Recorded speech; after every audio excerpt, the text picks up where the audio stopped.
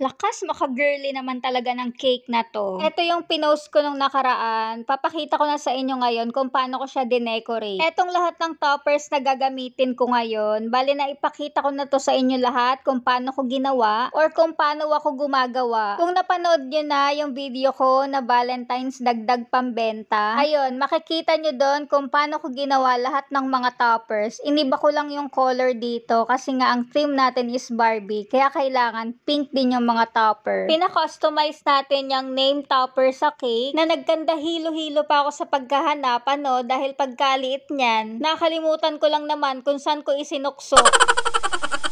Sobrang napaaga nga din kasi yung pagpapagawa ko ng topper na to kasi nga may pinagawa akong topper din na kailangan ko na that week kaya sinabay ko na din to para isahan na lang. Ayun, inabot lang naman ako ng siyam-siyam sa paghahanap kasi nga ang liit-liit neto. Tapos yung mga Barbie na logo at saka yung topper dun sa ibabaw, puro printed lang yan. Ako na lang ang nagprint. Yung mga cakesicles, kung nakita nyo kanina, nilagyan ko ng toothpick sa likod bago ko ituso kasi nga medyo mabigat siya. Kaya kailangan niya ng support or ng kakapitan para hindi mahulog or humiwalay dun sa cake. Yung mga macarons, made of fondant lang yan. Tapos pinalamanan lang natin ng icing. Nilagyan ko din yan ng toothpick kasi nga para tumusok. Mabigat din yung topper na yan. As in, super mini lang kasi talaga tong cake na to. Na punong-puno ng topper. Sa mga toppers, Beryl's white chocolate lahat ang gamit natin dyan. Sa mga toppers pa lang neto, ewan ko na lang kung hindi ka pa talaga tatamis.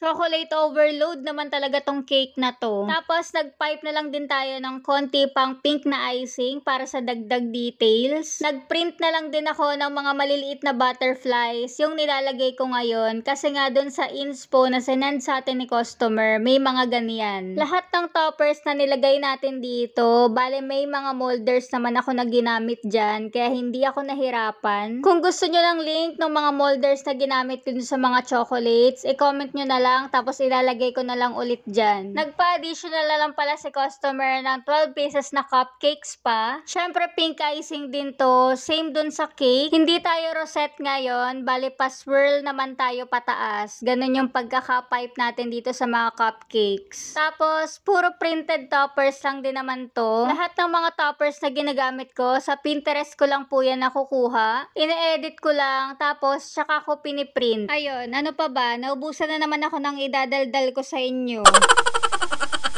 Ayan, tapos na pala. Ito na yung final look ng Barbie mini tier cake natin. Yung likod ng cake, alam ko napansin nyo din yun, no? Sadyang hindi ko na talaga siya nilagyan kasi nga mini lang tong cake natin. Pag pinuno ko pa ng mga toppers pati likod, baka mas mabigat pa yung toppers kesa sa cake. Bumagsak siya, hindi niya kayanin. Ang size nga lang kasi ng cake natin dito is 6x3 yung bottom, 4x3 yung middle, tapos 3x2 yung top tier. Diba? Ganun lang siya kaliliit. O siya, yun lang for today. Thank you for watching. Bye!